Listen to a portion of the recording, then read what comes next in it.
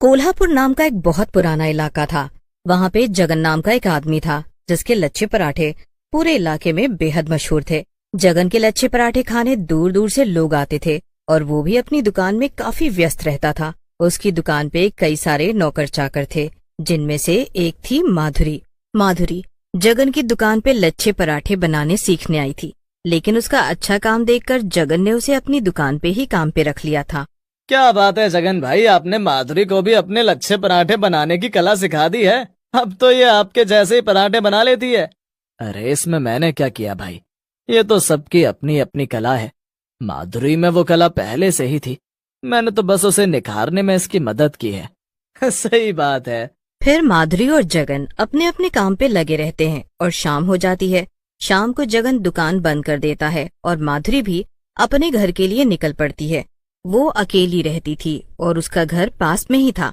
ओहो, आज तो बड़े ही ग्राहक थे दुकान पे। कितने सारे लोग आए हुए थे लच्छे पराठे खाने के लिए। मेरे तो हाथ ही दुख गए पराठे बनाते बनाते। अरे अरे तो आओ, मैं तुम्हारे हाथ दबा दूं मेरी मधुरानी। माधुरी पीछे मुड़कर देखती है तो वहाँ पे बिरजू खड़ा हुआ था। वो एक नंबर का आवारा किस्म का लड़का था और वो काफी वक्त से माधुरी के पीछे पड़ा हुआ था। वो माधुरी से शादी करना चाहता था। अरे तू फिर आ गया लफंगा, तुझे कितनी बार समझाया है कि मुझसे दूर रहा कर, लेकिन तुझे तो बात समझ में ही नहीं आती है। अरे क्यों भड़क रही हो तुम मधु, कभी कभार जरा प्यार से भी बात कर लिया करो ना।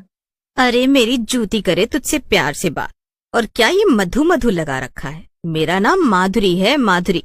फिर माधुरी गुस्से में वहाँ से चली जाती है और बिरजू हंसते हुए खुद से कहता है, अरे मेरी प्यारी मधु, कब तक मुझसे भागती रहेगी? एक न एक दिन तो तुझे मुझसे शादी करनी ही होगी। मधु बिरजू से बहुत परेशान थी। वो उससे शादी करना चाहता था, लेकिन मधु को वो बिल्कुल भी पसंद नहीं था।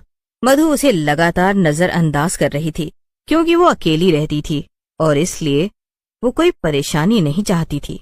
अगले दिन माधुरी फिर से तैयार होकर लच्छे पराठे बनाने पहुंच गई। मधु अपने काम पर लगी हुई थी, लेकिन तभी वहाँ पर बिरजू आ गया। अरे तू फिर आ गया, तुझे एक बार समझाया ना, बात समझ नहीं आती है क्या? देख माधुरी, मेरी बात को समझने की कोशिश कर। अरे मैं तेरी सारी जरूरतों का ख्याल रखूंगा, तू एकदम रानी की तरह रहेगी मेरे साथ। मुझसे शादी करने के लिए हाँ कर देना। तेरा दिमाग तो ठीक है ना बिरजू, या फिर तू नशे में बात कर रहा है? भला मुझे तेरी कौन सी जरूरत पड़ने लगी? अरे मैं अपनी मेहनत से लच्छे पराठे बनाती हूँ और तेरे जैसे 4-5 निकम्मों से ज्यादा मैं अकेली कमा लेती हूँ। मुझे तेरी कोई जरूरत नहीं है और ये मेरी तरफ से तुझे आखिरी चेतावनी है। अब अगर तू मुझे दोबारा नजर भी आया ना, तो मैं पुलिस स्टेशन में तेरी शिकायत दर्ज करा दूंगी, समझा? इतना कहकर माधुरी वहाँ से चली गई, लेकिन बिरजू को बड़ा अपमानित महसूस हो रहा था। माधुरी ने उसे निकम्मा कहकर उसके मुंह पर एक बड़ा तमाचा मारा था। ये माधुरी तो बहुत ही घमंडी निकली। कहाँ मैंने इसे रानी बना के रखने के सपने देखे थे और कहाँ इसने मुझसे दुश्मनी मोल ले ली है। तो फिर ठीक है, बहुत घमंड है ना इसे अपने लच्छे पराठे बनाने के काम पर। अब मैं भी देखता हूँ कि ये पराठे कैसे बनाएगी। अगले ही दिन बिरजू ने अपने इरादों को अंजाम देने की ठान ली। उसे पता था कि लच्छे पराठों का आटा माधुरी ही गूंथती थी और इसीलिए वो सुबह जल्दी उठकर माधुरी के घर के बाहर पहुंच गया। माधुरी ने आटा बनाकर रख दिया था और दुकान पर जाने के लिए तैयार हो रही थी। यही सही मौका है, जल्दी से जाकर अपना काम कर देता हूँ। बिरजू खिड़की से अंदर कूद गया और उसने माधुरी के गुथे हुए आटे में एक पाउडर छिड़क दिया और वहाँ से बाहर निकल आया। माधुरी की बच्ची, अब देखता हूँ कि कौन खाता है तेरे लच्छे पराठे। बहुत घमंड था ना तुझे कि तू मेरे जैसे 4 निकम्मों जितना कमा लेती है। अब जब सारे इलाके के लोग तेरे पराठे खाकर उल्टियां करते घूमेंगे, तब देखता हूँ कि तू क्या करेगी। माधुरी इन सब चीजों से अनजान थी और रोज की तरह अपने काम पर चली गई, लेकिन 1 घंटे के अंदर ही जगन की दुकान पर बहुत भीड़ इकट्ठा हो गई। अरे क्या हुआ, आप सब लोग यहाँ एक साथ क्यों आए? क्या बात हो गई? क्या बात हो गई? अरे एक तो तुमने हम लोगों को खराब पराठे खिलाए और हम मासूम बन रहे हो। तुम्हारी वजह से कितने ही लोगों की तबीयत बहुत ज्यादा बिगड़ गई है। क्या? अरे ये आप कैसी बातें कर रहे हैं? आज से पहले तो हाँ हाँ, अब ये तो तुम ही जानो कि आज से पहले ऐसा क्यों नहीं हुआ और आज क्यों हुआ। हमें तो बस इतना पता है कि पैसों के लालच में तुमने अपने पराठों में मिलावट की है। हाँ, और इसकी वजह से कई लोग बहुत बीमार हो गए हैं और इसकी भरपाई तुम्हें करनी पड़ेगी। अपनी ये दुकान अभी के अभी बंद करो और हम तुम्हें अब यहाँ पे बिजनेस नहीं करने देंगे। अरे आप लोग जरा शांत हो जाइए। देखिए, सबसे पहली बात तो यह है कि मैंने आज पराठे बनाए ही नहीं है। पराठों का आटा तो माधुरी ने गूंथा था और बनाए भी उसी ने है, इसलिए मुझे कुछ भी नहीं पता कि आप लोग किस मिलावट की बात कर रहे हैं। अरे तो आप क्या कहना चाहते हैं जगन भैया? क्या मैंने मिलावट की है? वो सब मुझे क्या पता, वो तो तू ही जाने माधुरी। तुम लोग अपना ये ड्रामा कहीं और जाकर कर लेना। हाँ, अब तो हमें यहाँ तुम्हारी दुकान नहीं चाहिए बस। चलो भाइयों, इनका सब सामान उठाओ और यहाँ से बाहर फेंको। नहीं नहीं नहीं, रुक जाइए, ऐसा मत करिए। जगन उन लोगों को समझाने की बहुत कोशिश करता है, लेकिन कोई भी उनकी नहीं सुनता है और देखते ही देखते उसकी दुकान का सारा सामान सड़क पर फेंक दिया जाता है। ये सब तेरी वजह से हुआ है कलमुही। मैंने तुझे अकेला समझकर तुझ पे तरस खाया और तूने अपने लालच के चलते मेरी ही दुकान को बर्बाद कर दिया। मैं तुझे कभी माफ नहीं करूंगा। चल निकल जा मेरे सामने से। माधुरी रोते हुए वहां से चली गई। उसे समझ में ही नहीं आ रहा था कि आखिर ये सब किसने किया। चलते चलते माधुरी अपने ख्यालों में इतना खो गई कि उसने ध्यान ही नहीं दिया कि सामने से गाड़ियां आ रही थी। अचानक से माधुरी के सामने एक कार आ गई और माधुरी को टक्कर मारकर चली गई।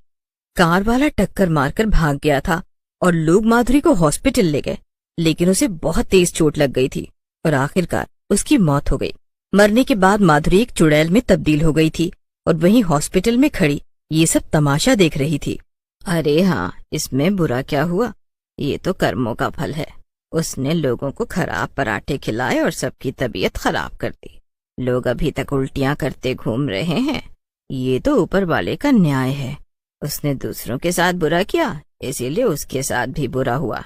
लोगों की ऐसी कड़वी बातें सुनकर माधुरी चुड़ैल का खून खौलने लगा। ये लोग कितने बुरे हैं। मैंने तो कुछ भी नहीं किया था और ये लोग मेरे मरने के बाद भी मुझे इतना भला बुरा सुना रहे हैं।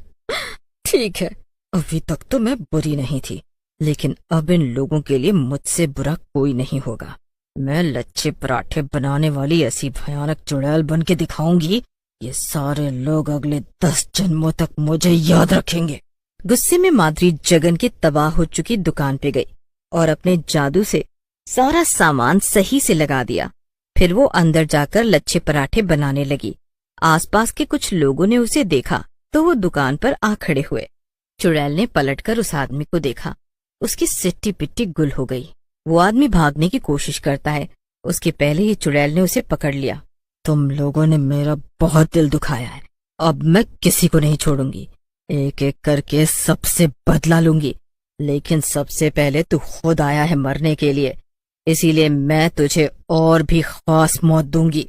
चुड़ैल गुस्से में एक बड़ा सा लच्छा पराठा उठाती है और उस आदमी के मुंह में ठूंस देती है। ये ले, खा और खाकर मर जा। मेरे पराठे मिलावटी नहीं थे, लेकिन अब मेरे यही पराठे तुम सबकी मौत का कारण बनेंगे। चुड़ैल गुस्से में उस आदमी के मुंह में पराठे ठूंसती ही जा रही थी और वो आदमी सांस तक नहीं ले पा रहा था। आसपास कई लोग जमा हो गए थे और वो भी ये भयानक नजारा देख रहे थे, लेकिन किसी की भी हिम्मत नहीं हो रही थी कि वो चुड़ैल को रोक सके। तभी वहां पर जगन आ गया। ये सब क्या हो रहा है? माधुरी, क्या ये तुम हो? हाँ, मैं ही हूँ और मैं अपना बदला ले रही हूँ। माधुरी, हम दोनों के ही साथ गलत हुआ है। तुम्हें भी अपने काम से हाथ धोना पड़ा और मेरी भी दुकान बर्बाद हो गई, लेकिन मुझे माफ कर दो। औरों की तरह मैंने भी तुम पर शक किया। मैं उस वक्त इतना ज्यादा परेशान हो गया था कि मुझ में बिल्कुल भी धीरज नहीं बचा था और मैंने तुम्हें उल्टा सीधा कह दिया। लेकिन मैंने पता लगा लिया है कि मिलावट किसने की थी। बिरजू ने। जगन की बात सुनकर चुड़ैल के साथ साथ वहां खड़े सभी लोग परेशान हो जाते हैं। जगन की बात सुनकर चुड़ैल का गुस्सा 7वें आसमान पर था। उसने जगन से कहा, जगन भाई, मुझे अभी के अभी उस बिरजू के पास ले चलो, मैं उसे नहीं छोड़ूंगी। मगर जगन के साथ जाने से पहले माधुरी कई सारे लच्छे पराठे बना लेती है और उसे पैक करके अपने साथ ले जाती है। थोड़ी ही देर में माधुरी और जगन बिरजू के घर पहुंच जाते हैं और बिरजू उन दोनों को देखकर दंग हो जाता है। चुड़ैल अपने लच्छे पराठे निकालती है और बिरजू को पराठे खिला खिलाकर उसे मार देती है। बिरजू को मारने के बाद माधुरी की आत्मा को भी शांति मिल जाती है और वो चली जाती है। इसके बाद जगन फिर से अपने लच्छे पराठे की दुकान खुशी खुशी